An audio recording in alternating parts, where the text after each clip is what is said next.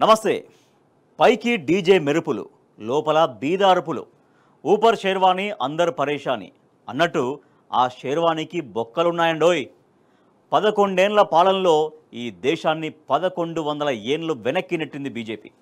మతమే మనకు అన్నం పెడుతుందని, మతమే మనకు ఊపిరి పోస్తుందని, మతమే సర్వమని దేశ ప్రజలకు మత్తెక్కించారు.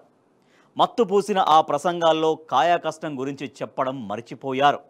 సారీ మర్చిపోలేదు, కావాలనే కప్పిపెట్టారు.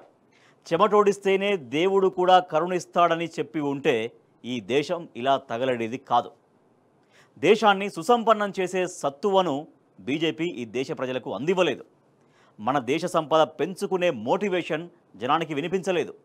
అధికార పీఠం మీదున్న వాళ్ళు పని చెయ్యనీయలేదు, జనాన్ని పని చేసుకోనివ్వలేదు. గుళ్ళు, గోపురాలు, బొట్లు, అక్షింతలు అంటూ ఈ 11 ఏళ్లు కృష్ణార్పణం చేశారు. అందుకే మన దేశానికి ఇలాంటి గతి పట్టింది. ఒక దేశ ప్రగతికి కీలకంగా పరిగణించే ప్రధాన సూచీలు, అంశాల్లో భారత్ పరువు పోయిందంటే అది ఎవరి ఫెయిల్యూర్? రత్నగర్భ భారతదేశం ఈ ప్రపంచం ముందు జీరోగా తలదించుకుంది అంటే అది ఎవరి చేతగానితనం? కొన్ని సూచీల్లో దాయాది పాకిస్తాన్ కన్నా భారత్ వెనకబడిపోవడం మోడీ వైఫల్యాలకు నిదర్శనం. పైగా చేసిందంతా చేసి వాస్తవాలకు మసిపూస్తున్నారు సిగ్గు లేకుండా. బీజేపీ పాలనలో దేశం దేదీప్యమానంగా వెలుగుతున్నట్టు బీజేపీ నాయకులు ఇన్ని రోజులు కవరింగు ఇస్తూ వచ్చారు. అయితే వారి దుష్ప్రచారాన్ని ఏఐ చాట్బాట్ గ్రోకు బద్దలు కొట్టింది. కాషాయ పార్టీ ప్రసంగాలన్నీ తప్పు అని రుజువు చేసింది. మోడీ ప్రభుత్వ పాలనంతా డంబాచారంగానే నడుస్తున్నట్టు తేల్చి చెప్పింది. దేశ ప్రగతికి కీలకమైన ఆర్థిక, సామాజిక, విద్య, వైద్యం, పారిశ్రామిక తదితర రంగాల్లో భారతదేశం వెనుకబడిపోయిందని స్పష్టం చేసింది. ద్రవ్యోల్బణం, నిరుద్యోగిత, ఉత్పాదకత, పౌర స్వేచ్ఛ వంటి 50 పైచిలుకు సూచీల్లో మోడీ వల్ల ఇండియా అట్టడుగు స్థానంలో కొట్టుమిట్టాడుతుందని గ్రోక్ వెల్లడించింది. సో ఇది 11 ఏళ్లుగా బీజేపీ చెప్పుకుంటూ నెట్టుకుంటూ వస్తున్నటువంటి వ్యవహారం. అయితే అన్ని సూచీల్లో అన్నిట్లో కూడా ఇవాళ మొత్తం దేశం నేల చూపులు చూస్తున్నటువంటి పరిస్థితి అంటూ గ్రోకు కుండబద్దలు కొడుతుంది. గ్రోక్ మొత్తం భారతదేశ వ్యాప్తంగా సంచలనాలు సృష్టిస్తోంది. బీజేపీ గత 11 ఏళ్ళు 12 ఏళ్ల కాలంలో ఎట్లా అనేకం అంటే కేవలం ఒక ప్రాపగండా చేసుకుంటూ కేవలం ఒక మీడియాను, సోషల్ మీడియాను, ఇంకా కొంతమంది వ్యక్తుల్ని, కొంతమంది ఇన్ఫ్లుయెన్సర్లను నమ్ముకొని మాత్రమే బీజేపీ కొనసాగుతుంది తప్పించి దేశ ప్రజలకి చేసిందేమీ లేదు. అన్ని రంగాల్లో పారిశ్రామిక రంగం మొదలుకొని అనేక రంగాల్లో, అలాగే అనేక ముఖ్యమైన సూచీల్లో మొత్తం నేల చూపులు చూస్తోంది అనేది గ్రోకు కుండబద్దలు కొట్టినట్టుగా మొత్తం బీజేపీ యొక్క వ్యవహారాన్ని, బీజేపీ యొక్క లో గుట్టుని టోటల్గా బండారాన్ని బయటపెట్టినటువంటి పరిస్థితి. ఒకసారి మనం చూద్దాం ఏ సూచీల్లో ఎట్లా ఉంది అనేది, గ్రోక్ ఎట్లా వివరించింది అనేది మనం చూద్దాం. మనం చూస్తున్నాం అనేక సూచీల్లో గ్రోక్ అనేది ఎటువంటి ఇచ్చింది. సురక్షిత దేశం అనే దాంట్లో మన ర్యాంకు ఏంటి అనేది 2014లో ర్యాంకు మనది ఎంత అంటే 65వ ర్యాంక్ ఉంది. అంటే దేశం అనేది ఒక సురక్షితంగా దేశ పౌరులకి ఉపయోగపడే విధంగా ఒక సురక్షిత దేశంగా అంటే ర్యాంకింగ్స్ ఇచ్చినప్పుడు దాంట్లో 2014లో మన ర్యాంక్ ఎంత అంటే 65.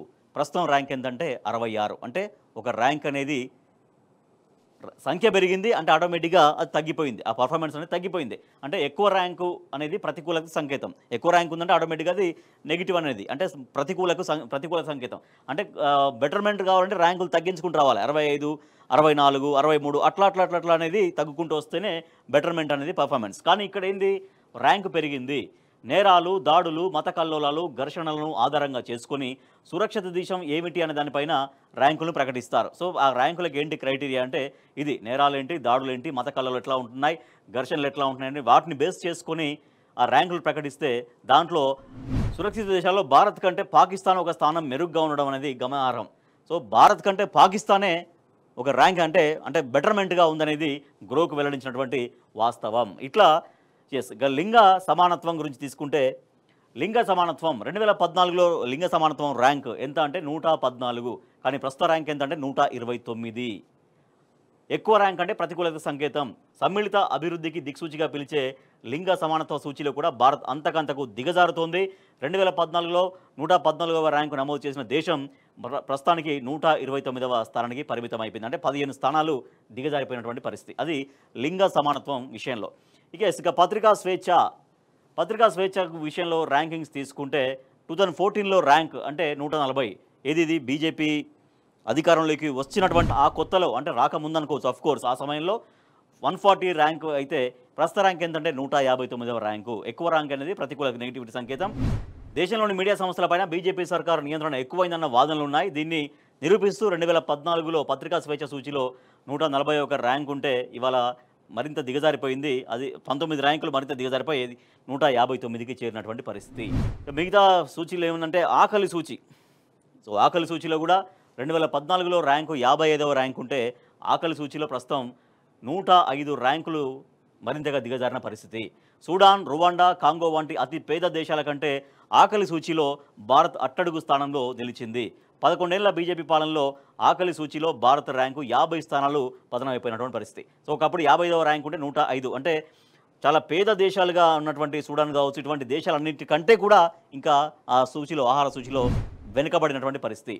అవినీతి విషయం తీసుకుంటే 2014లో ర్యాంకు 85 అయితే ప్రస్తుత ర్యాంకు 96. అంటే 11 ర్యాంకులు ఇంకా దిగజారిపోయిన పరిస్థితి. విదేశీ బ్యాంకుల్లో మూలుగుతున్నటువంటి నల్లధనాన్ని వెనక్కి తీసుకొస్తామని, అవినీతిని నిర్మూలిస్తామంటూ అధికారంలోకి వచ్చిన బీజేపీ సర్కార్ ఆ దిశగా తీసుకున్న చర్యలు శూన్యం.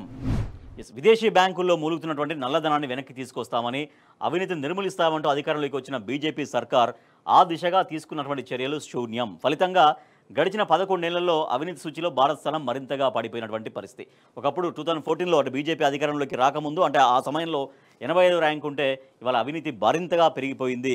ఏకంగా మొత్తం నల్లధనాన్ని తీసుకొస్తాం, అవినీతిని కట్టడి చేస్తామంటూ రకరకాలుగా అనేక కార్యక్రమాలు తీసుకున్నా కూడా ఎటువంటి ఫలితం ఇవ్వకపోగా ఇంకా అవినీతిలో మరింతగా ర్యాంక్ అనేది ఇంకా ఎక్కువగా పోయింది. 85వ ర్యాంక్ ఉంటే 96 చేరుకుంది పరిస్థితి. పౌర స్వేచ్ఛ సూచి 2014లో ర్యాంక్ ఎంతంటే 27వ ర్యాంక్ ఉంటే ప్రస్తుత ర్యాంకు 47వ ర్యాంకు. అంటే ఎక్కువ ర్యాంక్ అనేది నెగిటివిటీ సంకేతం అనేది మనం మొదటి నుంచి చెప్తూనే ఉన్నాం. సో ఒక 20 ర్యాంకులు మరింతగా వ్యక్తిగత స్వేచ్ఛ అంటే పౌరుల స్వేచ్ఛ అనేది మరింతగా దిగజారింది అనేది చాలా క్లియర్గా మనకు అర్థమవుతుంది. సో బీజేపీ ప్రభుత్వ హయాంలో పౌర హక్కుల ఉల్లంఘనలు మరింతగా పెరిగిపోయాయంటూ ఆమ్నెస్టీ వంటి అంతర్జాతీయ సంస్థలు ఇప్పటికే పలుమార్లు ఆందోళన వ్యక్తం చేశాయి. దీన్ని ధృవపరుస్తూ 2014లో పౌర స్వేచ్ఛ సూచిలో 27వ ర్యాంకు సాధించిన భారత్ ప్రస్తుతం 47కు పడిపోయినటువంటి పరిస్థితి. సో ఇది పౌర స్వేచ్ఛ సూచి. ఇట్లా ఏ సూచి తీసుకున్నా కూడా ఆ సూచిలో ర్యాంకులు మరింతగా కిందికి వెళ్తున్నటువంటి పరిస్థితి. మిగిలిన సూచీలు కూడా మనం చూద్దాం ఒకసారి. ఆనందమయ దేశాల ర్యాంకింగ్స్ దాంట్లో కూడా తీసుకున్నా కూడా సో దీన్ని మనం చూద్దాం ఒకసారి. 2014లో ఆనందమయ దేశాలు అంటే ఈ దేశంలో చాలా ఆనందంగా ఉండొచ్చు, చాలా భద్రతగా ఉండొచ్చు, హ్యాపీనెస్గా ఉండొచ్చు అనే దానిపైన 2014లో ర్యాంక్ ఎంత అంటే 111. కానీ ప్రస్తుత ర్యాంక్ ఏంటంటే 118వ ర్యాంకు. అంటే 7 స్థానాలు మరింతగా దిగజారిపోయింది. సామాజిక భద్రత, ఆరోగ్యము, ఆదాయము, స్వేచ్ఛ, అవినీతి వంటి సూచనలను ఆధారంగా చేసుకుని వరల్డ్ హ్యాపీనెస్ ఇండెక్స్ను ఏటా ప్రకటిస్తారు. 2014లో 111వ స్థానంలో ఉన్నటువంటి భారత్ ఇప్పుడు 7 ర్యాంకులు మరింతగా దిగజారినటువంటి పరిస్థితి. 118వ స్థానానికి పడిపోయింది.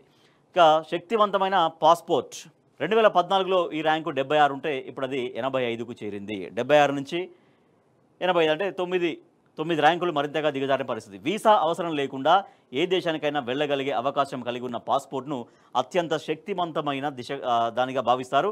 అవినీతి, నేరాలు, సంక్షోభాలు తక్కువగా ఉన్న దేశాలు ఈ సూచిలో మెరుగ్గా ఉంటాయి. అంటే అట్లా అవినీతి కానీ, నేరాలు కానీ, సంక్షోభాలు కానీ తక్కువ ఉన్న వాటికి వీసా లేకుండా కూడా ఏ దేశానికైనా వెళ్ళగలిగేటువంటి పాస్పోర్ట్ ఉంటుంది. దాన్ని శక్తివంతమైన పాస్పోర్ట్ అంటారు. సో గ్రోకు వివరాల ప్రకారం హెన్లే శక్తివంతమైన పాస్పోర్ట్ సూచిలో జపాన్, సింగపూర్ టాప్ ప్లేస్లో ఉండగా భారత్ 85వ స్థానంలో ఉన్నటువంటి ఒక ఆందోళనకర పరిస్థితి. సో ఇది దేశంలోని అన్ని సూచీల్లో ఎట్లా ర్యాంకులు మరింతగా దిగజారుతున్నాయనే దానికి నిదర్శనం. నెక్స్ట్ ఏ సూచి అంటే పర్యావరణ సూచి. 2014లో ఈ ర్యాంక్ ఎంత 155, ఇప్పుడెంత 176. అంటే 21 ర్యాంకులు మరింతగా దిగజారిపోయిన పరిస్థితి. ప్రకృతి సమతుల్యాన్ని దెబ్బతీసే చర్యల్ని కట్టడి చేసే దేశాల జాబితాలో కూడా భారత్ పేలవమైన ప్రదర్శన చూపించింది. బీజేపీ హయాంలో పర్యావరణ విధ్వంసం పెరిగిపోయింది. 11 ఏళ్లలోనే ఈ సూచీలో భారత్ 21 స్థానాలు దిగజారింది. 176వ ర్యాంకుకు పడిపోయినటువంటి పరిస్థితి. అంటే 155 నుంచి 176 అంటే దాదాపు 21 ర్యాంకులు మరింతగా దిగజారిపోయింది. అది పర్యావరణ సూచీలో ఫెయిల్యూర్ అనేది. మరొక సూచి తీసుకుంటే పింఛన్ సూచి. అంటే ఇవన్నీ కూడా గ్రోకు వెల్లడించినటువంటి వాస్తవాలు. గ్రోకు సమీకరించి విశ్లేషించి బీజేపీ యొక్క వైఫల్యాలని అన్ని సూచీల్లో ఎట్లా ఫెయిల్యూర్ అవుతుందనేది. పింఛన్ సూచి 2014లో ర్యాంక్ ఎంత అంటే 24th ర్యాంక్ ఉన్నది ప్రపంచంలో. ప్రస్తుత ర్యాంక్ ఏంటంటే 44, అంటే 20 ర్యాంకులు మరింతగా దిగజారిపోయినటువంటి పరిస్థితి. పనిచేసే సామర్థ్యం లేని వయోధికులకు, రిటైర్ అయినటువంటి ఉద్యోగులకు ఆర్థిక సాయాన్ని అందించే పింఛన్ సూచీలో భారత్ 44వ స్థానంలో నిలిచింది. 48 దేశాలకు ఇచ్చినటువంటి ర్యాంకుల్లో భారత్ 44వ స్థానానికి పరిమితం కావడం మరింత ఆందోళనకరం. మొత్తం దీనికి ఎన్ని దేశాలకు ర్యాంకింగ్స్ తీశారంటే 48 కంట్రీస్కు ర్యాంకింగ్ తీయగా దాంట్లో భారత్ సూచి 44. అంటే మన తర్వాత ఒక 3 దేశాలు మాత్రమే ఉన్నటువంటి పరిస్థితి. మరొక సూచి దయనీయ సూచి 2014లో ర్యాంక్ ఎంత అంటే 80, ప్రస్తుత ర్యాంక్ ఎంత అంటే 103, అంటే 23 ర్యాంకులు మరింతగా దిగజారిపోయినటువంటి పరిస్థితి. దుర్భరమైన పరిస్థితులు ఎదుర్కొంటున్నటువంటి 157 దేశాల్లో ఇండియా 103వ ర్యాంకు సాధించింది. పొరుగున ఉన్న బంగ్లాదేశ్ సహా మొత్తం 102 దేశాలు ఈ సూచిలో భారత్ కంటే ఎంతో మెరుగ్గా ఉన్నాయి. సో ఇది భారత్ యొక్క పరిస్థితి. పొరుగున ఉన్నటువంటి బంగ్లాదేశ్ సహా మొత్తం 102 దేశాలు ఈ సూచిలో భారత్ కంటే చాలా ముందున్నాయి. మొత్తం ర్యాంక్ 80 ఉంటే ఇప్పుడు 103 అయింది. అంటే 23 ర్యాంకులు మొత్తం దిగజారిపోయిన పరిస్థితి. ఇక ఎగుమతుల సూచి. ఒక దేశం ఆర్థికంగా బలంగా ఉంది అంటే ఆ దేశం యొక్క ఎగుమతులే దానికి సూచిగా భావించవచ్చు. కానీ అటువంటి ఎగుమతుల విషయంలో కూడా 2014లో 14వ ర్యాంక్ ఉంటే అది 3 ర్యాంకులు మరింతగా దిగజారిపోయి 17వ ర్యాంకుకు పడిపోయిన పరిస్థితి. సో అంటే చైనా ఒక ఏడాదిలో చేసేటువంటి ఎగుమతుల విలువ మన దేశం 10 ఏళ్ల ఎగుమతులకు సమానం. అది పరిస్థితి భారత్ యొక్క ఎగుమతుల సూచీల విషయంలో కూడా ఎట్లా పడిపోయింది అనేది. ఇక మిగిలిన సూచీలు కూడా మనం చూద్దాం. నెక్స్ట్ సూచి ఏంటంటే మానవాభివృద్ధి సూచి. అంటే మానవాభివృద్ధి సూచి కూడా దానికి ఏంటి కొలమానాలు, మానవ వికాసం, నైపుణ్యాలను పెంపొందించేటువంటి దిశగా ప్రభుత్వాలు తీసుకుంటున్న చర్యల్ని బట్టి ఇచ్చే మానవాభివృద్ధి సూచిలో భారత్ 134. 2014లో ఎంత అంటే 130వ ర్యాంకు ఉండే, కానీ ప్రస్తుత ర్యాంక్ ఏంటంటే 134. 4 ర్యాంకులు దిగజారిపోయి 134కు వచ్చింది. భారత్తో సమానమైన జనాభా ఉన్న చైనా ఈ విషయంలో ఎంతో మెరుగ్గా ఉంది. సో ఇది పరిస్థితి. భారత్తో సమానంగా ఉన్నటువంటి చైనా ఈ విషయంలో చాలా బెటర్ పర్ఫార్మెన్స్ ఇచ్చింది. కానీ భారతదేశం విషయం తీసుకుంటే 4 ర్యాంకులు మరింతగా కిందికి పడిపోయినటువంటి పరిస్థితి. అది మానవాభివృద్ధి సూచి. ఇక నిరుద్యోగిత సూచి అంటే 2014లో ర్యాంక్ ఎంత అంటే 83వ ర్యాంక్ ఉండే, కానీ ప్రస్తుత ర్యాంక్ ఎంత అంటే 90. దీంట్లో కూడా 7 ర్యాంకులు దిగజారిపోయినటువంటి పరిస్థితి. పనిచేయగల సామర్థ్యం, ఉత్సాహం ఉన్నప్పటికీ కూడా తగినన్ని ఉద్యోగాలు లేకపోవడమే నిరుద్యోగిత. దేశంలో పనిచేయగల సామర్థ్యం ఉన్న దాదాపు 22 కోట్ల మందికి ఇప్పటికీ తగిన ఉద్యోగాలు లభించలేదు. అంటే వాళ్ళకి చాలా టాలెంట్ ఉంటుంది, కానీ ఆ టాలెంట్కి తగ్గ అవకాశాలు లేకపోవడంతో ఇవాళ చాలామంది నిరుద్యోగులుగా మిగిలిపోయినటువంటి పరిస్థితి. సో వాళ్ళకి అర్హతలున్నా కూడా 22 కోట్ల మంది ఉద్యోగాలు ఇప్పటికీ తగిన ఉద్యోగాలు కూడా చేయలేని పరిస్థితిలో దేశం ఉందనేది ఈ సూచి చెబుతోంది. ప్రజాస్వామ్యం 2014లో ర్యాంక్ ఎంత అంటే 27, ఇప్పుడు ప్రస్తుత ర్యాంక్ అంటే ఎంత 47. అంటే దేశాల్లో ప్రజాస్వామ్యం ఎట్లా పరిడవిల్లుతుందని దానికైనా ఆ క్రైటీరియాగా ఈ సూచి చూస్తే 20 ర్యాంకులు కింద పడిపోయిన పరిస్థితి. భారత్లో ప్రజాస్వామ్యానికి విఘాతం ఏర్పడుతున్నట్టు ఇప్పటికే పలు స్వచ్ఛంద నివేదికలు హెచ్చరించాయి. ప్రజాస్వామ్య సూచీలో ప్రస్తుతం భారత్ ర్యాంకు 47. 11 ఏళ్ల కిందట ఇది 27గా ఉంటే ఆ 27 కాస్త 20కి రావాలి, 15కి రావాలి, అట్లా 10కి నెంబర్ 1 రావాలి. అది కానీ ఇవాళ 27 నుంచి 27, 28, 29 అట్లా 47వ ర్యాంకుకు పడిపోయినటువంటి ఆందోళనకర పరిస్థితి. అది ప్రజాస్వామ్యం భారత్లో ఉన్నటువంటి విధానం, పద్ధతి. నెక్స్ట్ సూచి ఏంటంటే ఆరోగ్యం, మనుగడ సూచి. సో ఈ విషయంలో కూడా 2014లో ఎంత అంటే ర్యాంకు 114, కానీ ప్రస్తుత ర్యాంక్ ఎంతంటే 142. సో 114 నుంచి 142 అంటే దాదాపుగా 30 ర్యాంకులు పడిపోయినటువంటి పరిస్థితి. దాదాపుగా అంటే ఆరోగ్యం, మనుగడకు అవసరమైనటువంటి సదుపాయాల విషయంలో భారత్ ఎంతో వెనుకబడి ఉంది. హెల్త్ అండ్ సర్వైవల్ ఇండెక్స్లో 2014లో 114వ ర్యాంకులో ఉన్న ఇండియా ప్రస్తుతం 28 స్థానాలు, అంటే ఆల్మోస్ట్ 30 స్థానాలు, 28 స్థానాలు తగ్గిపోయి 142వ ర్యాంకులో స్థిరపడింది. ఇది ఆరోగ్యం విషయంలో కావచ్చు, తర్వాత మనుషుల యొక్క మనుగడ విషయంలో కావచ్చు ఆ సూచి చెబుతున్నటువంటి ర్యాంకు. ద్రవ్యోల్బణం. సో ద్రవ్యోల్బణం విషయంలో కూడా 2014లో ర్యాంక్ ఎంత అంటే 40వ స్థానంలో ఉండే ప్రపంచ దేశాలలో, కానీ ఇప్పుడు ఒక 25 స్థానాలు ర్యాంకులు పడిపోయి అది 65వ ర్యాంకుకు చేరినటువంటి పరిస్థితి. దేశంలో ఎన్నడూ చూడనంతగా ద్రవ్యోల్బణం కట్టలు తెంచుకుంటుంది. పెట్రోలు, డీజిలు, గ్యాసు, నిత్యావసర ధరలు ఆకాశాన్ని అంటున్నాయి. అందుకే ఈ సూచీలో భారత్ అట్టడుగులో ఉంది. సో నిత్యావసర ధరలు అనేవి రోజుకు పెరుగుకుంటూ వెళ్తున్నాయి. డీజిల్ కావచ్చు, పెట్రోల్ కావచ్చు, గ్యాస్ కావచ్చు, ఇట్లా చమురు ధరలు మొత్తం విపరీతంగా పెరుగుతున్నటువంటి పరిస్థితి. సో గ్రోగా ఎప్పటి నుంచో చెప్తుంది, భారతదేశానికి స్వాతంత్రం వచ్చిన తర్వాత ప్రధానమంత్రి నరేంద్ర మోడీ హయాంలోనే ఇట్లా పెట్రోల్ ధరలు విపరీతంగా పెరిగిపోతున్నాయని. అంటే క్రూడ్ ఆయిల్ ధరలు తగ్గినా కూడా వీటి ధరల పెంపు మాత్రం ఆగట్లేదు. నెక్స్ట్ సూచి ఏంటంటే జనాభా ఉత్పాదకత. 2014లో ర్యాంక్ ఎంత అంటే 101. జనాభా ఉత్పాదకతకు సంబంధించి ఇప్పుడెంత ర్యాంక్ అంటే 127. అంటే 26 ర్యాంకులు మరింతగా పడిపోయిన పరిస్థితి. ప్రపంచంలోనే అత్యంత ఎక్కువ జనాభా కలిగిన భారత్లో ఉత్పాదకత రేటు అత్యంత తక్కువగా ఉంది. నిరుద్యోగం, పారిశ్రామిక, వ్యాపార రంగాలకు ప్రభుత్వం తోడ్పాటునివ్వకపోవడమే దీనికి కారణం. ఆ రంగాలు నిరుద్యోగం అనేది పెరిగిపోతుంది. తర్వాత పారిశ్రామిక రంగానికి ప్రోత్సాహం సరిగ్గా లేకపోవడంతో, తర్వాత వ్యాపార రంగాలు కూడా పూర్తిగా బలోపేతం చేయలేకపోవడంతో ఈ రకంగా ఆ ఉత్పాదకత మొత్తం తగ్గిపోయి అది జనాభా ఉత్పాదకత పైన ఆ ర్యాంక్ ఏంటంటే 101 ర్యాంక్ ఉంటే ఇప్పుడు 127వ ర్యాంక్, అంటే 26 స్థానాలు దిగజారిపోయినటువంటి పరిస్థితి. కరెన్సీ పతనం. అమెరికన్ డాలర్ను అంతర్జాతీయంగా ప్రామాణిక కరెన్సీగా భావిస్తారు. అది ఓకే. అది ఒక కువైట్ దినార్కు 3.24 అమెరికన్ డాలర్లు వస్తే ఒక అమెరికన్ డాలర్ను కొనుగోలు చేయాలంటే 86 రూపాయలని ఖర్చు చేయాల్సి ఉంటుంది. ఇండియన్ కరెన్సీ ప్రకారం $1 ఈక్వల్ టు 86 రూపీస్. ఒక అమెరికన్ డాలర్ ఈక్వల్ టు. చరిత్రలో అత్యంత కనిష్ట స్థాయికి రూపాయి విలువ పడిపోవడం నిత్యకృత్యంగా మారింది. సో రూపాయి మారకపు విలువ డాలర్తో పోల్చుకుంటే ఇప్పుడు 86 రూపాయలకు పడిపోయిన పరిస్థితి. అది ఇంకా రాబోయే రోజుల్లో ఎంతకు పడిపోతుందన్నటువంటి ఆందోళన మొత్తం ఆర్థికవేత్తలు ఆందోళన వ్యక్తం చేస్తున్నారు.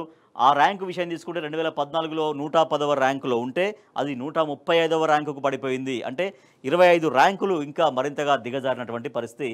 అది కరెన్సీ పతనానికి సంబంధించి గ్రోకు వెల్లడిస్తున్నటువంటి అంశం.